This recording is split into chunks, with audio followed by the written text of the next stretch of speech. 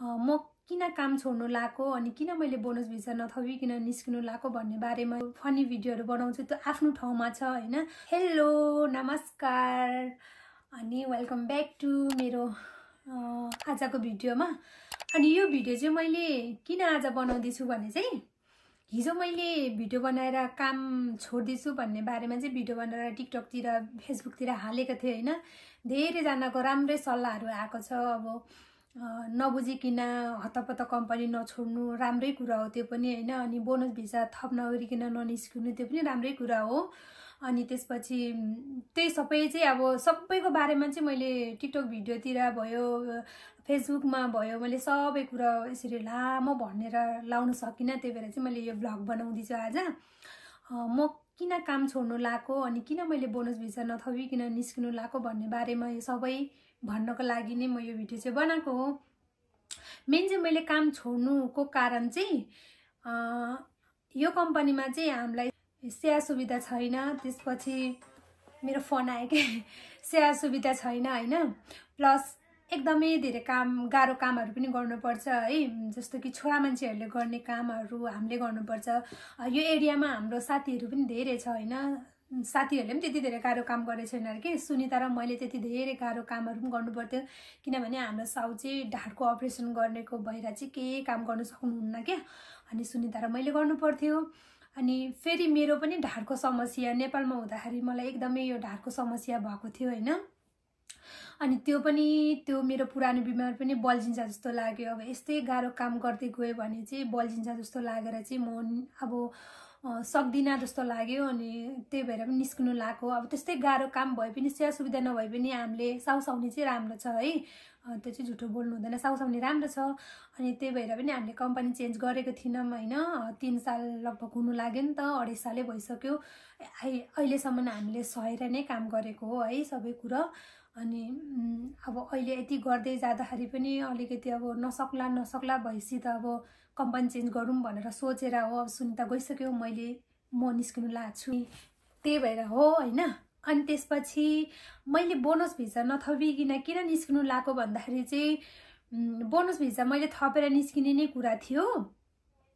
तर हैन तर बोनस भिसा थपेपछि चाहिँ पुरै 3 साल कम्प्लिट गरेर मात्रै कम्पनीबाट निस्किनु पाउँछ अरे हैन। तपाईहरुलाई पनि थाहा छैन होला। म आफैलाई पनि थाहा थिएन। मैले चाहिँ के सोचेको थिएँ भने बोनस भिसा अब 3 महिना अगाडि जस्तो मेरो अगस्तमा सक्दैछ नि त भिसा।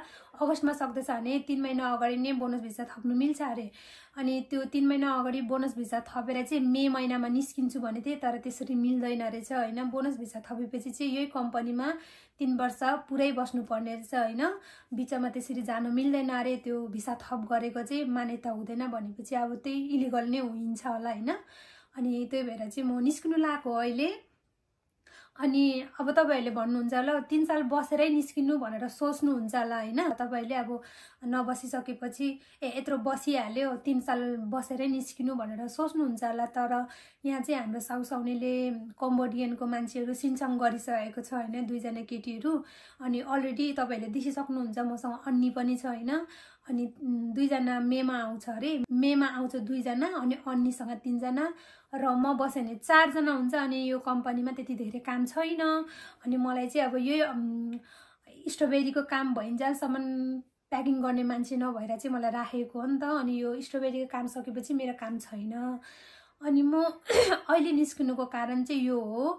अब म बसे भने पनि मलाई यो स्ट्रबेरी सकिन्जाल मानिलिम यो अप्रिल महिना सकिन्जाल मात्र राख्छ कि। अनि काम नयाँ पनि कामदार आउँदैछ। अनि नयाँ कामदार आएपछि मलाई निकाल्छ बिचमा हैन। अब जस्तो मे महिनामा मलाई निकाल्यो भने त झन् मसँग त सर्ट टाइम हुन्छ नि त। अनि त्यही भएर पनि म अहिले निस्किनु लाको हो। झन् मैले त अप्रिल 1 तारिकै निस्किन्छु भनेको। साउनीहरूले अब प्याकिङ गर्ने मान्छे छैन भने ग्यान गरिबस्यो नि त।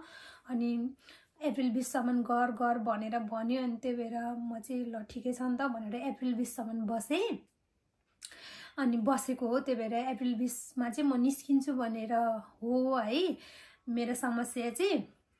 अनि अर्को कुरा चाहिँ हैन मैले हिजो जुन भिडियोहरू बनाएको थिएँ नि धेरैजनाले चाहिँ प्र्याङ्क गरेको होला यस्तो जिस्किने मान्छे कमेडी गरिराख्ने मान्छेको कुरा कसले पताउँछ भनेर कमेन्ट देखिरहेको थिएँ हैन। म जिस्किन्छु होइन, भिडियोहरू फनी भिडियोहरू बनाउँछु त्यो आफ्नो ठाउँमा छ होइन, तर यति सिरियस कुरा चाहिँ होइन, अब काम छोड्नु लागेको छु नि त मैले। काम छोड्ने कुरो त अब यो जिस्किने मजाकको कुरो होइन नि त। अनि काम छोड्ने कुरोहरूमा चाहिँ म पक्कै पनि त्यसरी फनी टाइपले प्र्याङ्क गरेर चाहिँ बनाउँदिनँ होला भिडियो।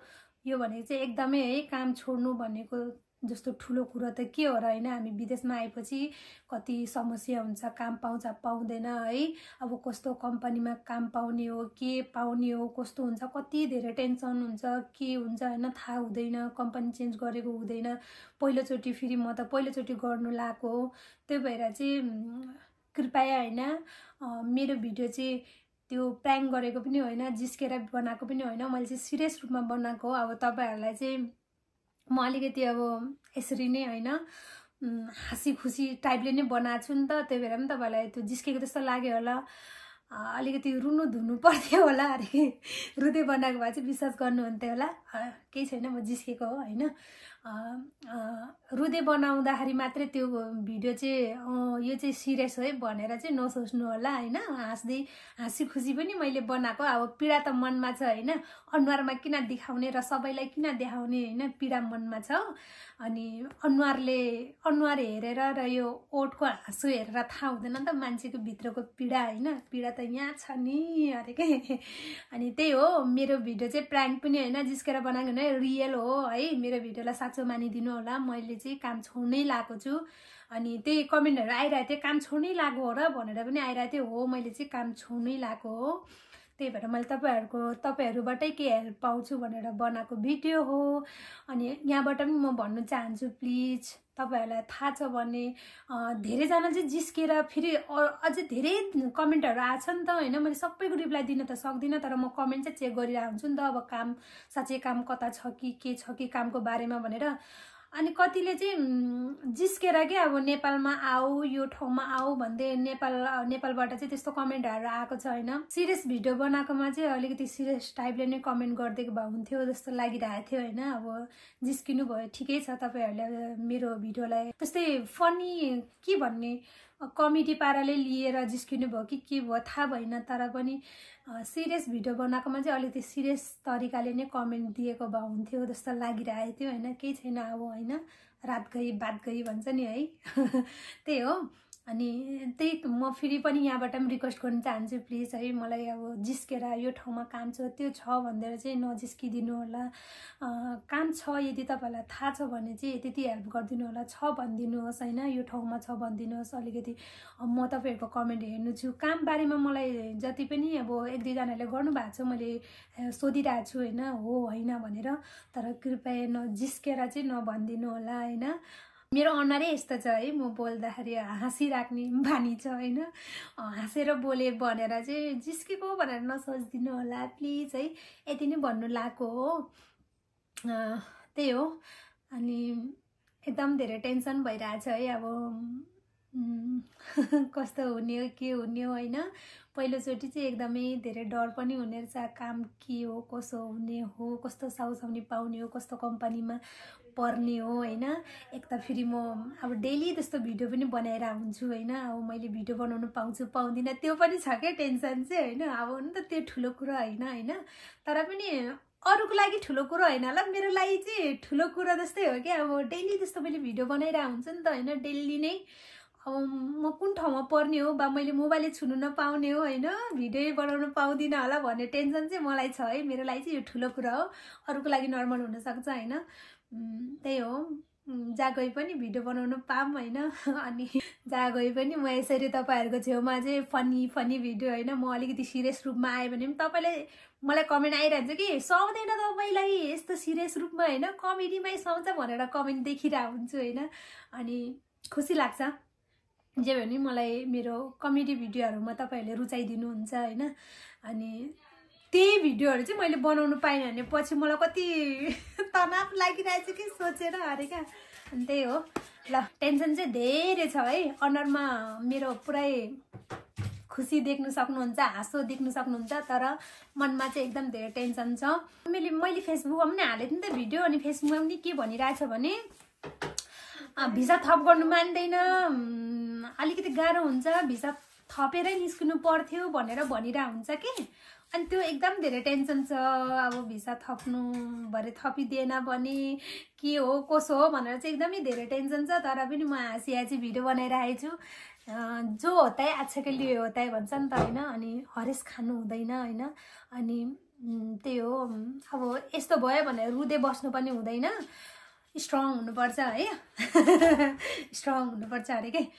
त्यही ल, अब हामीहरू चाँडै भेट्नेछौँ र सक्दो हेल्प गरिदिनु होला प्लिज, यही भन्नु चाहन्छु जाँदा जाँदै। र तपाईँहरू पनि राम्रोसँगले बस्नु होला सबैजना। Take care, bye bye, see you soon है त।